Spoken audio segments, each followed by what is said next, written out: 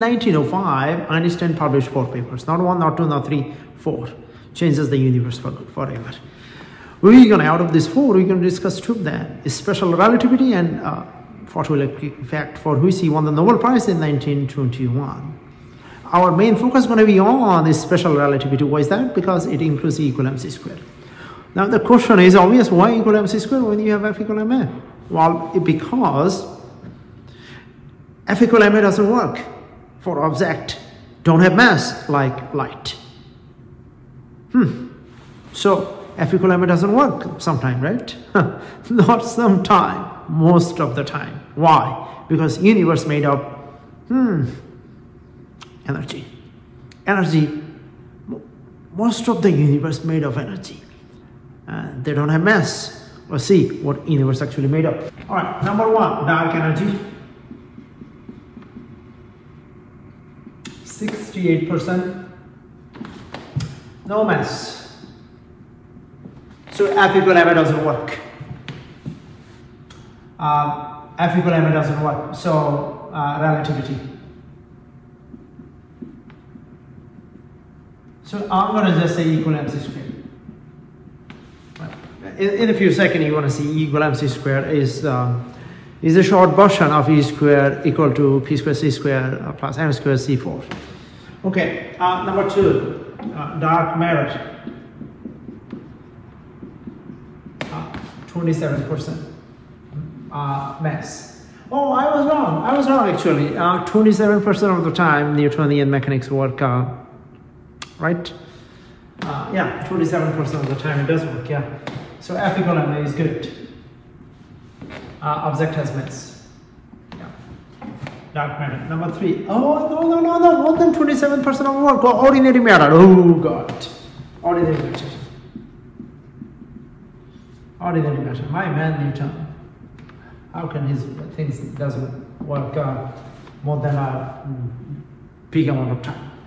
Okay, ordinary matter has mass. F equal ma is good. Radiation.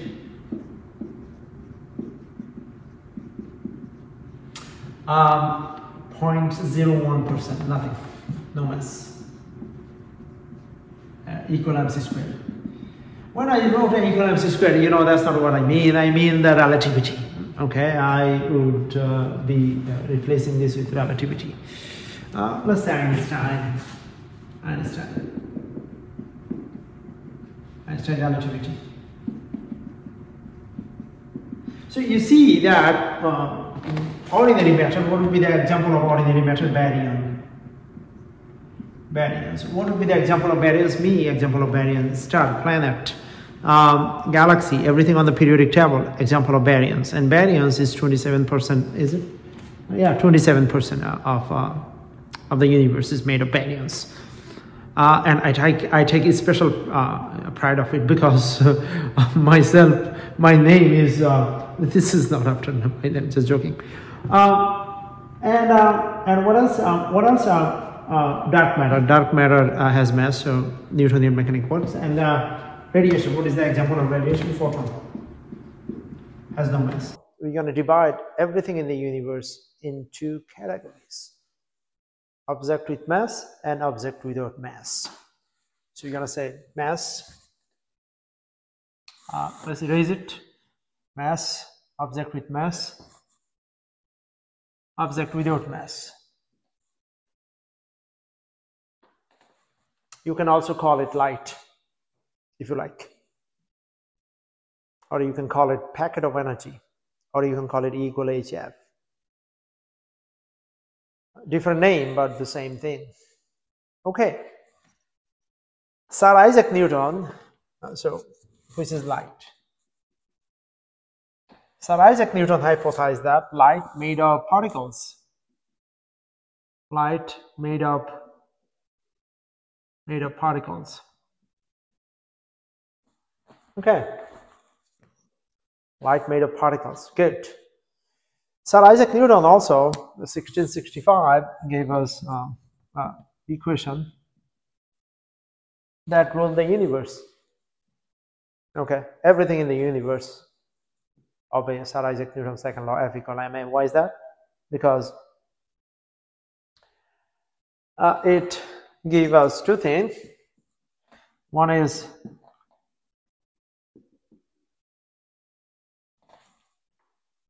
the momentum of a mass comes from its speed, P equal to mv, or energy, object mass gets energy, the object mass gets energy from speed. Why is that? Because the force can act on the mass. If force act on the mass accelerate. What happens when mass accelerate? It is just moving. When it is start moving, it has momentum, and when it is start moving, it also have energy, right? We call it kinetic energy or momentum, right? I cannot move unless I accelerate. A car at rest cannot move unless it accelerates. Anything that has mass cannot move without acceleration. Okay. So what is the problem with F equal ma? Well, light does not have mass. So F equal ma doesn't work for light. As mighty as it is, doesn't work for light. So how are we going to handle light? Okay, that's what we're going to discuss today. So we're going to start with Sir Isaac Newton hypothesis. Light made up. What is light made up? Light made up particle. What's wrong with that? Nothing wrong with that until 1801. 1801, Thomas Young,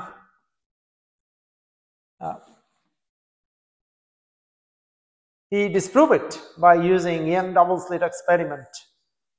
Young double slit experiment.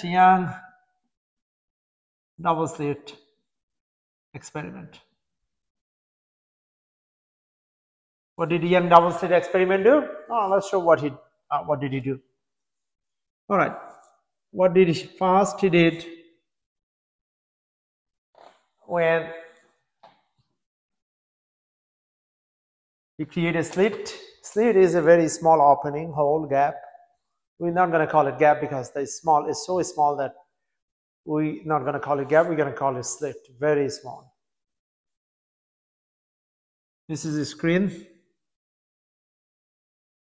to record the behavior of the object. What is the object? Particles. So you're going to be Young shoot particles. When Young shoot particles, it goes through the hole and creates a bright line.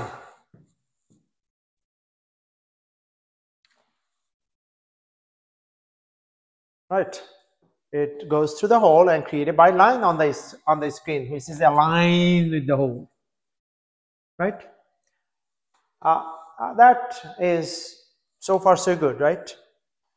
So what did he do? He did now this time release water instead of particle.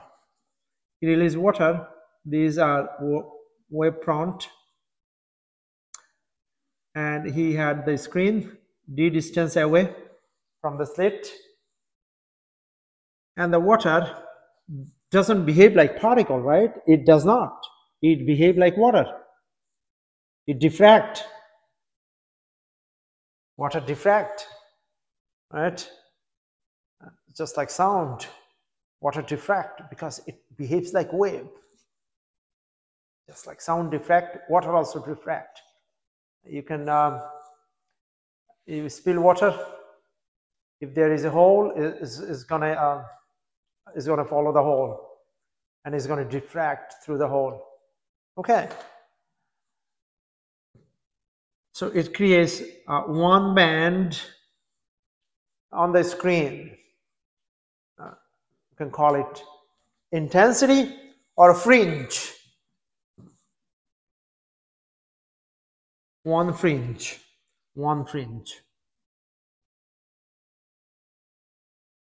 What did he do next? Double slit. Okay. So this time he released also a particle. And on the screen,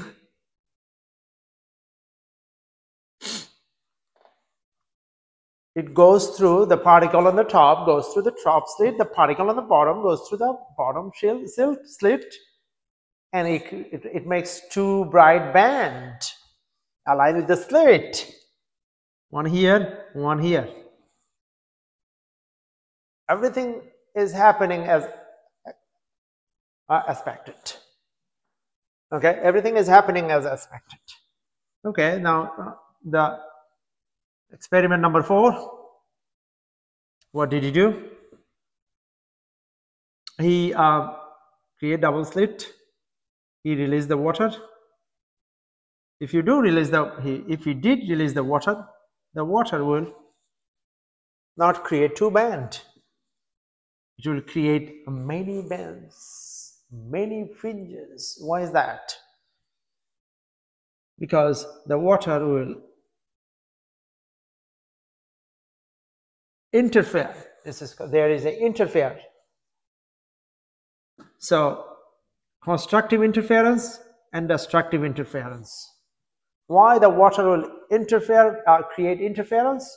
It will create interference because water coming from the first slit will create diffraction. Water coming from the second slit will create diffraction. Both water will create interference. The constructive interference will create bright fringe. The destructive interference will create dark fringe. So it's going to create dark fringe and bright fringe.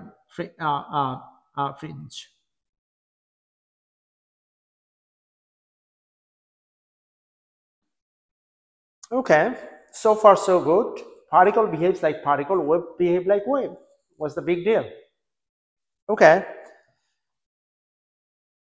let's see what's the big deal if we do it with light.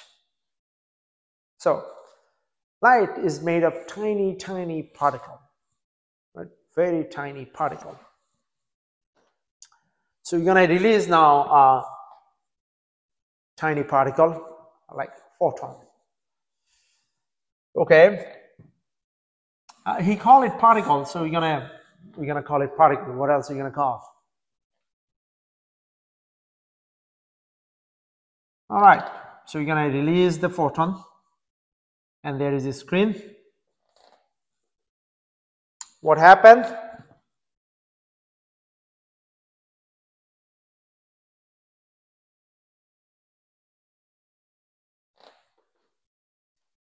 This is supposed to be particle. Why is that? Because this is supposed to be photon. Why is that? This is supposed to be light. Light is supposed to be photon. So it's Sir Isaac Newton, light made of photon. So what's going on? Why photon behave like water? Probably light is not particle. Probably light is wave. There you go. This idea is abandoned, and this idea is updated to yeah, light is a wave. 1801. Okay, what next then? Niels Bohr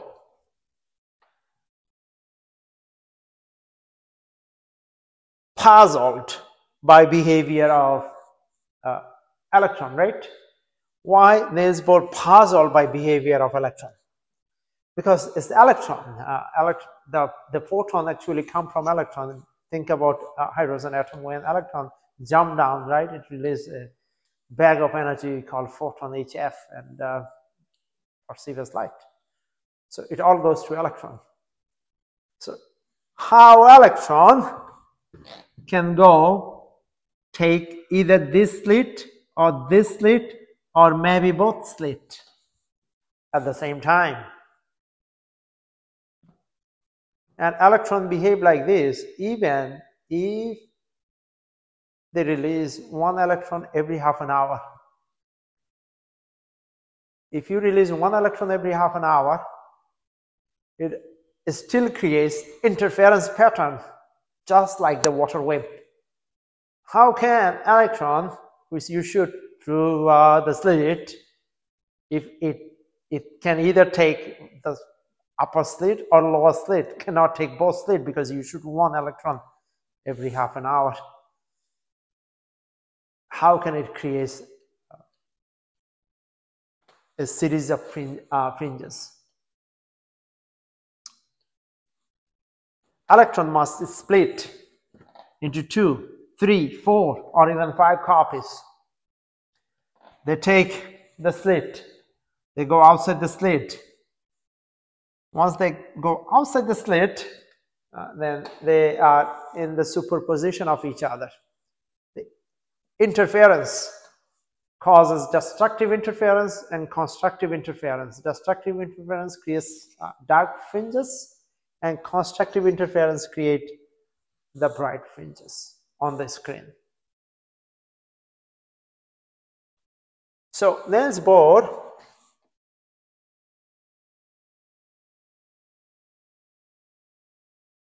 had an idea of observing the behavior of electron to understand its behavior, because this behavior doesn't make sense. So what he did,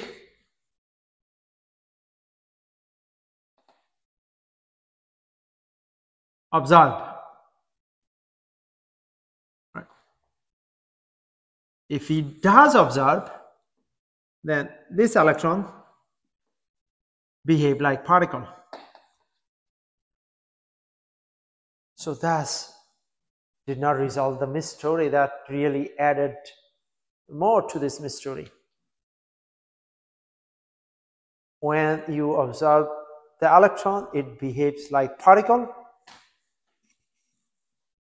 When you don't observe the electron, it behaves like wave. So what is light? Is it particle? Is it wave? Was Newton right? Was Thomas Young right? Who was wrong, Newton or Thomas Young?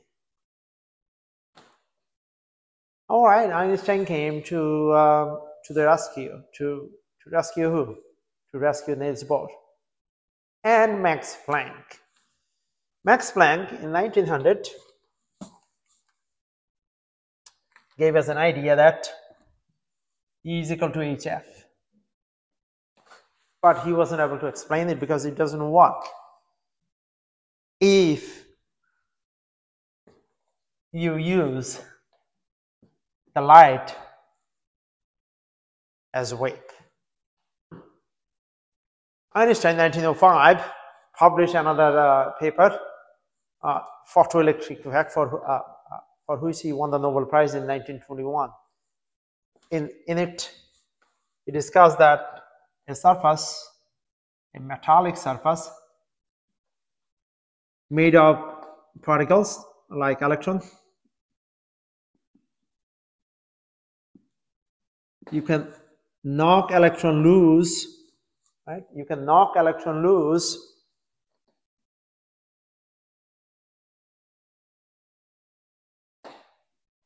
by shining light on this electron, right?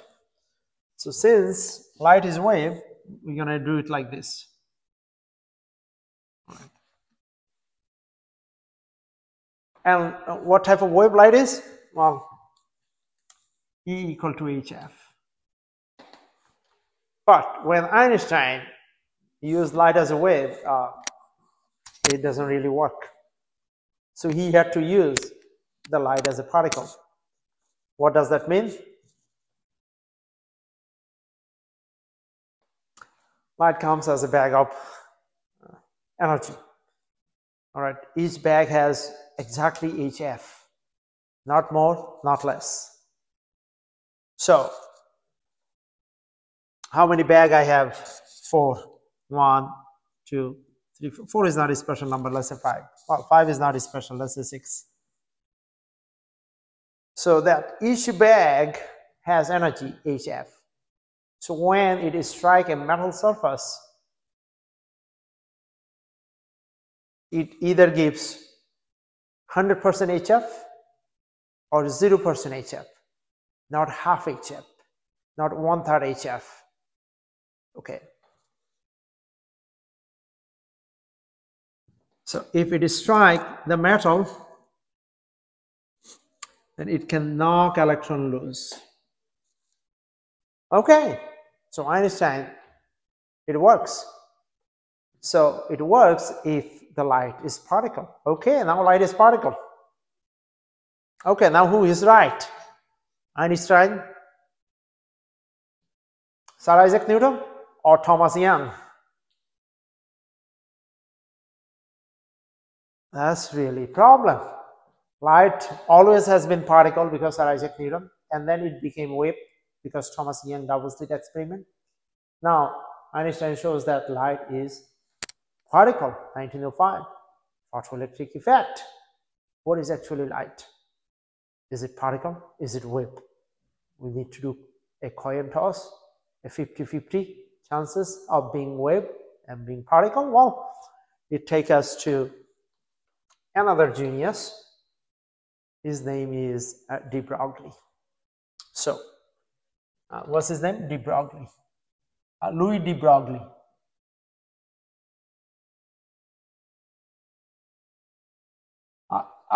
Is spelled like sometimes I say de Broglie. It's actually his friend, so it should be de Broglie. That's how you should pronounce his name, de Broglie. But I will sometimes call him de Broglie. Not a big deal, and not doing it intentionally though. Okay, all right. So de Broglie said that if wave can behave like particle, then electron is particle, right? Everybody knows electron is particle because it has a rest mass. What is the mass? Mass is 9.11 times 10 raised to negative 27. Electron has a mass. So when you have a mass, you are particle. So de Broglie thought if the wave can behave like particle, then can particle behave like a wave? And he said yes. He not only said yes, he gave a hypothesis. It can behave like wave, and he gave a wave formula. What is the wave formula? Planck constant over momentum. Okay, great. So now we solve all the problem. What is problem we solve? Light is not only particle, it is also wave. Light has a wave-particle duality. Sir Isaac Newton was right all along, and Thomas Young was not wrong, and Niels Bohr was not wrong, and Einstein was not wrong. Everybody was right all along. Sometimes light behaves like wave. However, when you observe it, it behaves like a particle. So light has a wave. Now, this is another story, the observation. By observing the electron, you can collapse, is one of the behavior, right? By observing electron, when you observe electron, you collapse actually electron behave as a wave. And then electron forced to behave like a particle. If you don't observe, what happened? Electrons are in superposition of both wave and particle. But when you observe it, you kill one of the possibility, and that is what? Electron being as wave. It's forced to become particle or forced to behave like a particle. All right, great. So now what are we going to do with this idea? We're going to go back to the special relativity. In special relativity, Einstein gave us the world-famous equation, and that is E equal mc squared, and that's what we're going to talk about. But before that, we're going to start our conversation with E equal hf. You see, this is no object without mass, object with mass. Object with mass, E is equal to what? Half mv squared. So mass gets the energy from the speed. Here, there is no mass. So where the energy come from? Frequency. Okay. So what is the velocity? Velocity is lambda times frequency. What type of velocity? Speed of light. So what is frequency? The speed of light over lambda. So you're going to say energy is equal to HF. So energy is equal to hc over lambda. H over lambda was given by who? If you remember, de Broglie. What did de Broglie said? H over lambda is momentum. So energy is momentum. So where does energy come from? Momentum. All right. Energy of who? Energy of light. All right. So now let's then start with E equal mc squared, known as mass relativistic mass energy equation.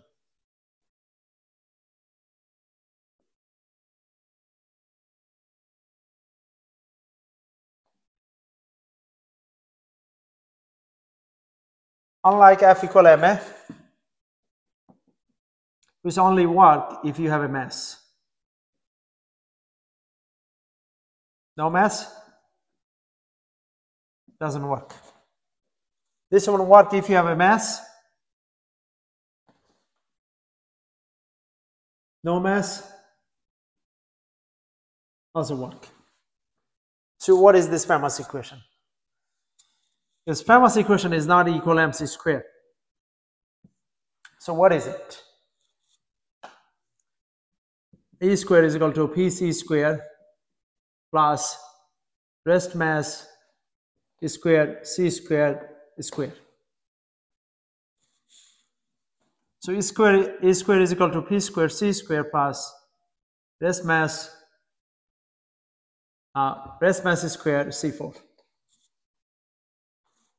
It works for both cases, object with mass, no mass. Object with mass, let's say, I don't know, proton. Object without mass, let's say photon. Okay. So we're gonna use the space over there. All right. Mass, proton. So let's say a proton accelerate so much, accelerate, so you're going to do no mass over here, no mass. Accelerate charge that is rest energy, is total energy is equal to is equal to is three times is equal to 3 times of its rest energy. Let's say that a proton accelerated charge that its total energy is 3 times a proton accelerated charge that is total energy is 3 times as its rest energy. Find its momentum. All right, so how are you going to do it?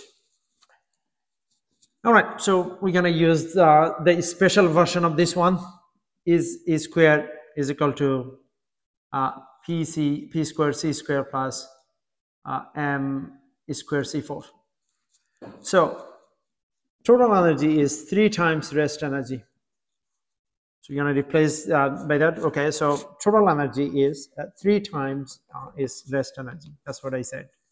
So 3m c squared p squared c squared plus m squared c4.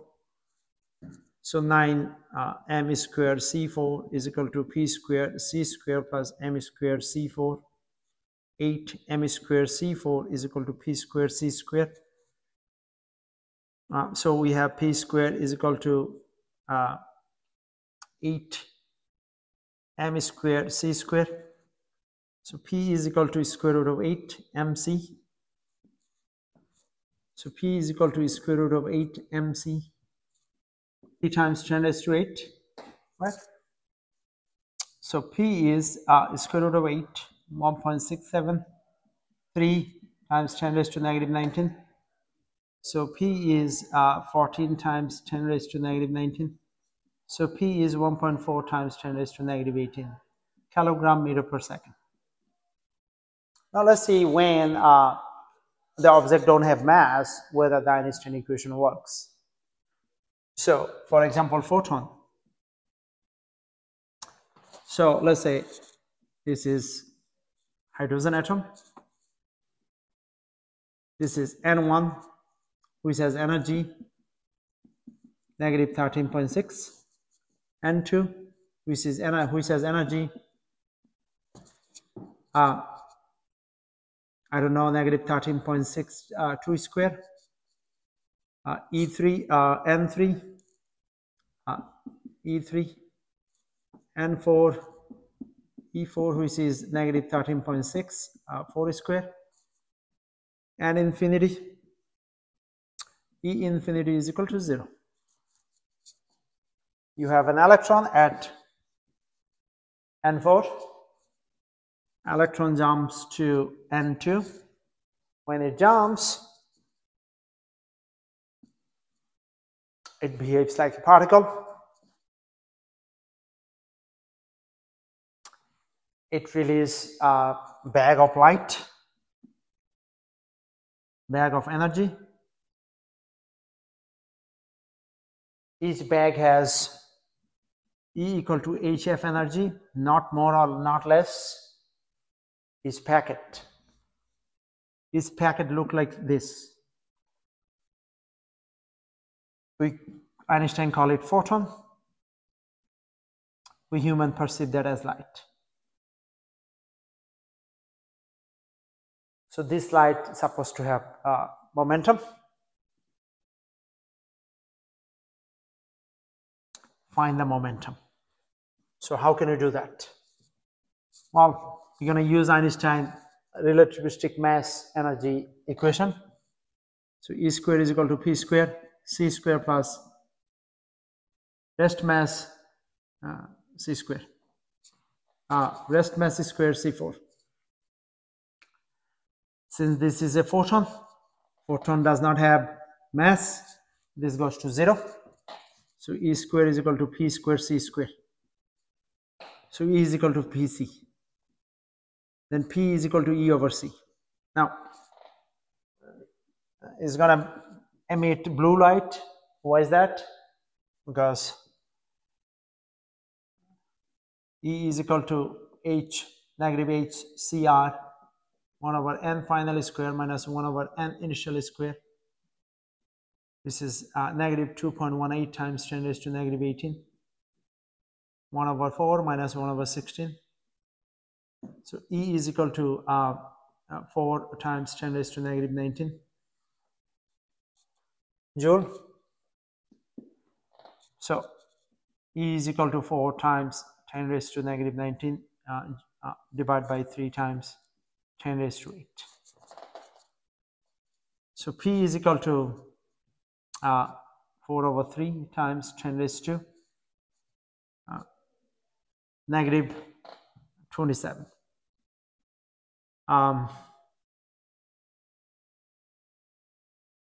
Negative 27 kilogram meter per second. All right, very cool.